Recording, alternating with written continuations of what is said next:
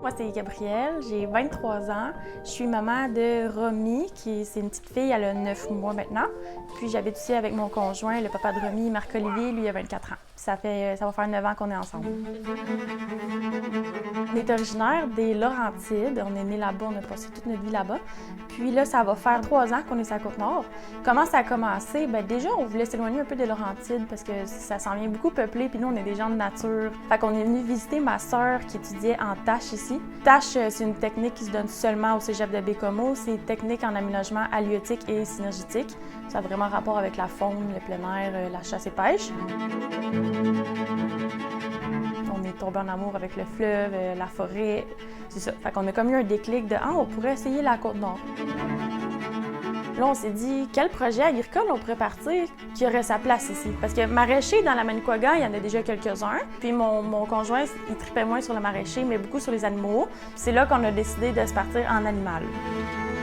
Dans le temps des fêtes, on a eu la chance de trouver à Pointe-aux-Stères une maison avec une terre. Mais c'était pas une terre vraiment agricole, c'était une terre, il y avait des chevaux, mais c'était pas trop exploité. Donc, on a commencé l'été dernier, en 2022, avec 300 poulets de chair. On a acheté la terre, il n'y avait pas vraiment de bâtiment. L'ancienne écurie, on l'a transformée en poulailler pour nos poulets. L'an passé aussi, en même temps que nos poulets, on a fait un petit essai personnel juste pour nous. On avait 3 cochons sur la ferme. Mais c'était nos cochons à nous, là. Puis on a tellement aimé l'expérience qu'on s'est dit, c'est sûr qu'on en fait l'an prochain, mais pour la ferme, là, vraiment légalement. Mais là, c'était pas assez pour nous. On s'est dit, on va essayer des agneaux cette année. Fait que là, cette année, on avait une quinzaine d'agneaux en plus, une douzaine de cochons, nos poulets. Puis, on a aussi essayé d'avoir des dindes. Tous les animaux sont élevés en plein air. C'est vraiment des animaux de pâturage. Les poulets, ils ont leur petit poulailler pour quand ils sont bébés et pour la nuit, mais sinon, ils passent leur journée dehors. La mission de la ferme, c'est vraiment le bien-être animal. Notre mission principale, c'est d'élever nos animaux éthiquement, puis vraiment respecter leur bien-être.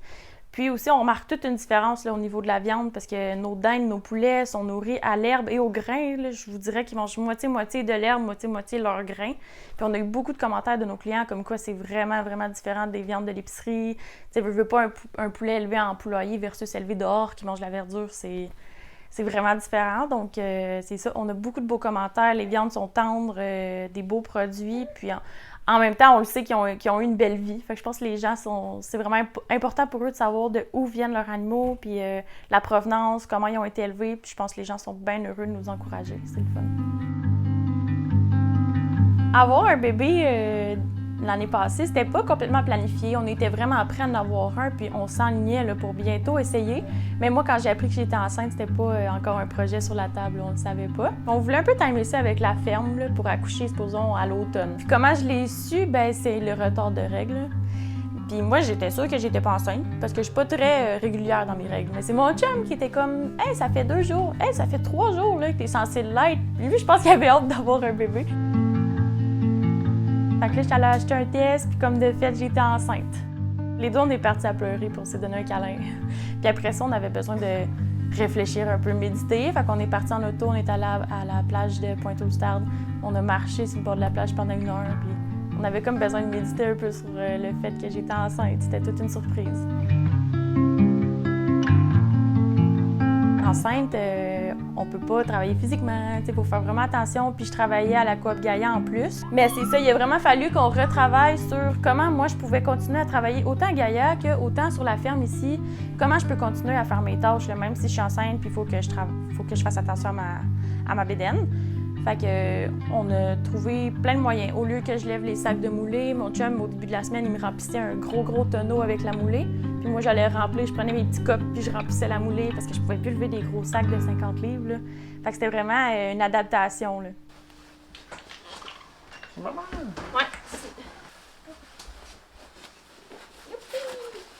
Mon chum, lui, il est resté à la maison. On a accouché en février. Il est resté quand même février-mars. Après ça, tranquillement pas vite, il a recommencé à faire des petits ouvrages parce que lui, il a sa compagnie de rénovation. Fait qu'il est travailleur autonome. C'est un gros défi quand même de revenir avec un bébé naissant puis avoir que nos mères soient pas là pour nous aider. J'étais en congé de maternité, mais c'était pas complètement un congé parce qu'il y a toute la planification de la ferme. Aussi, on était dans les demandes de subventions. Fait que là, j'ai mon bébé. Je suis en train d'allaiter mon bébé, je suis sur mon ordi, je fais des budgets, de la planification. Je travaillais beaucoup dans mes demandes de subventions. Tu sais, je voyais mes amis en congé de maternité qu'on dirait qu'ils faisaient juste bercer leur bébé, puis c'était tranquille. Mais moi, j'étais comme, c'est pas tranquille un congé de maternité. Là, j'ai plein de choses à faire. Il fallait vraiment que je manage entre le bébé puis ce que j'ai à faire pour la ferme. Puis après ça, la ferme, elle a commencé subitement au début du mois de mai. On était censé recevoir nos animaux le 10 mai, puis on a reçu un coup de fil le 1er mai pour dire oui, finalement, vos animaux ils arrivent demain. Fait que là, le 1er mai, grosse journée de pluie, il pleuvait à Sio, on était avec Romy. Là, on part à pleurer. Là, on n'était pas prêts quand même, une différence de 9 jours, ça paraît. Là, j'appelle ma soeur en pleurant. Faut que tu viennes garder Romy. Elle est venue ici, puis là, on a comme tout préparé le poulailler, l'enclos des cochons, tout ça, une grosse journée de pluie. Puis là, le 2, on est parti avec Romy sur la route. Là, on est allé chercher nos animaux pour commencer la saison. Une chance vraiment que j'ai ma soeur ici, parce que j'ai quelques amis, mais une chance que j'ai ma soeur. C'était un gros stress quand même de commencer la saison. Je me demandais comment ça allait aller avec Romy parce que là, mon chum, il commençait à travailler presque temps plein là, tout l'été. J'ai mis beaucoup Romy en portage dans mon écharpe. Là. Et puis elle aime ça, fait qu'elle dormait sur moi pendant que je faisais des tâches. Mais c'est pas toutes les tâches qu'on peut faire non plus avec un bébé en portage. Là. Fait que là, c'est sûr, à chaque matin, on commence la journée. Des fois, c'est mon chum, quand il se lève, vu qu'il travaille de bonne heure, il se lève à 5 heures, il va aller les ouvrir. Mais il les nourrit pas parce qu'il faut qu'il parte travailler. Fait que lui, il va aller les ouvrir, comme ça, ils peuvent sortir dehors. Mais une fois qu'ils sont dehors, là, moi, dès que je me lève, là, je prépare Romy, je l'allaite. Puis après ça, je pars avec Romy dans mon sac de portage. Je m'en vais nourrir tous les animaux. Fait que matin et soir. Là, après ça, le soir, il faut aller les renfermer pour la nuit, pour qu'ils se fassent attaquer. Mais mes plus grosses journées avec Romy, c'est les ménages. Parce que souvent, on les fait toutes dans la même journée. Là. On descend avec le 4 roues, le trailer. Puis une fois par semaine, il faut aller nettoyer là où ils dorment. Là. Parce que dehors, au champ, c'est un pâturage. Fait qu'on n'a pas besoin de nettoyer. On s'enlève de l'ouvrage. Mais là où ils dorment, tu sais, veux pas, ça s'accumule puis ça devient sale. Fait que là, une fois par semaine, il faut aller nettoyer tout le poulailler au complet, la petite cabane des agneaux où ils dorment. Fait que là, on y va avec nos fourches, on enlève tout ce qui est sale, on remet du foin propre puis ça recommence. Fait que à chaque semaine, il faut le faire au moins une fois. Je reviens ici, je déjeune, je m'occupe un peu de Romy, ses petites passes d'éveil pour jouer avec elle. Puis là, quand c'est des tâches un peu plus légères, je peux la mettre dans l'écharpe, comme que je disais tantôt, pour nourrir, sinon pour aller réparer du grillage. Là, je la promène beaucoup dans mon écharpe. Là. Mais c'est ça, Romy, dans le fond, elle se fait traîner vraiment partout où on va, puis avec tout ce qu'on fait tout le temps là. Elle a un beau modèle de parents travaillants. Cet été, elle mangeait pas encore, fait que c'était juste l'allaitement. Puis parlant de l'allaitement, c'est vraiment pratique. Là. Des fois, on va sur la ferme, là, je me mets sur le 4 roues quand elle a soif, je l'allaite sur le 4 roues. Là, après ça, je la remets dans l'écharpe, OK, on recommence. Je peux vraiment l'allaiter de n'importe où. Fait que je suis comme vraiment contente que ça marche bien, mon allaitement. Là. Romy, elle n'a jamais fait... c'est pas un bébé qui fait ses nuits. Là. Elle n'a jamais fait ses nuits. Elle est rendue à 9 mois, puis cette nuit, elle s'est réveillée 3 fois. Fait que même cet été, c'était quand même épuisant. T'sais, elle se réveillait peut-être 4 fois par nuit parce qu'elle était 3-4 mois. Après ça, les dents qui commencent vers 5-6 mois, elle se réveille encore plus, peut-être 5-6 fois par nuit. Là. Fait que c'est sûr qu'il y a des matins, je me réveillais vraiment, vraiment fatiguée. Mais puis je peux pas reprendre mes siestes dans la journée. T'sais, l'été, en tout cas, il y a trop de choses à faire. Là. Puis je culpabiliserais trop de dire je vais aller me coucher alors que je sais qu'il y a le ménage à faire, aller les nourrir ou planifier, réparer des enclos. En tout cas, il y a tellement de choses à faire que moi, je reprenais jamais mes siestes dans la journée. Oui!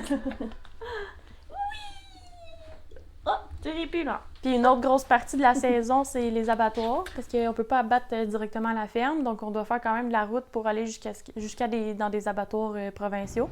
Dans le fond, l'abattoir pour nos cochons puis nos agneaux, c'est sur la rive sud, là, pas loin de Matane. Là. Fait qu'on n'a pas le choix de traverser. Fait que là, on traverse avec Romy. Fait que c'est une couple d'heures, là. On se rend à Bécomo, on prend le traversier, 2h30. Puis après ça, on a un petit 40 minutes de route à faire l'autre bord avec les animaux puis Romy. Puis encore là, vu qu'on n'a pas vraiment de famille ici, nous on traîne Romy partout. J'ai pas la chance de dire « Maman, garde Romy, on s'en va à l'abattoir ». Avec un bébé, on fera pas aller-retour. Fait que souvent, on va les porter à l'abattoir, puis on dort là-bas parce qu'on veut pas que Romy aille à faire trop de route. Là. Il y a des gens en nous regardant aussi qui doivent faire « Ah, ils sont tellement chanceux, ils ont leur ferme, c'est beau, ça a l'air le fun », mais derrière ça, il y a de l'ouvrage en tabarouette. Là, on dit qu'on fait la ferme à temps partiel, mais c'est pas un vrai temps partiel.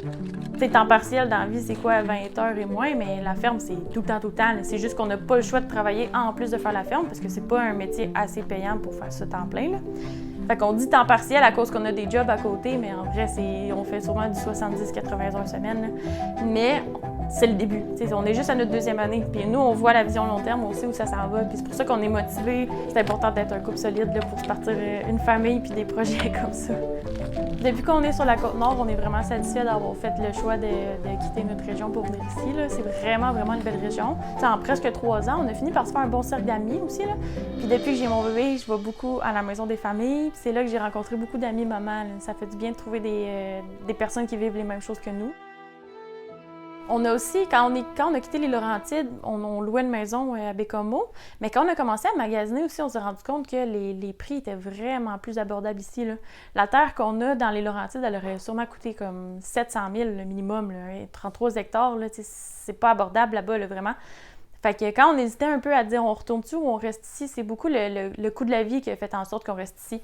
Moi, je trouve que c'est vraiment une belle option pour les jeunes de venir en région parce qu'il y a autant les maisons que les terrains, les terres. Tu sais, un terrain, puis après ça, tu bâtis ta maison, c'est beaucoup plus abordable qu'en ville. Là. Fait que ça nous a beaucoup incité aussi à rester ici. Ouais.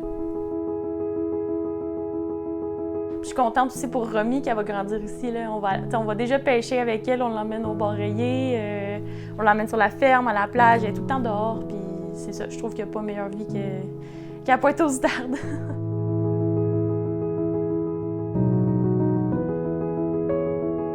Nos futurs projets, c'est sûr qu'on veut d'autres enfants. Les deux, on vient d'une famille de... Moi, je suis 3 filles. Marco, il est 3 gars. Là, après d'avoir eu un, on va en avoir un 2e. On verra la suite, là. C'est quand même de l'ouvrage, hein? Mais on aime vraiment ça, les grosses familles. Fait que c'est sûr qu'on va avoir d'autres enfants.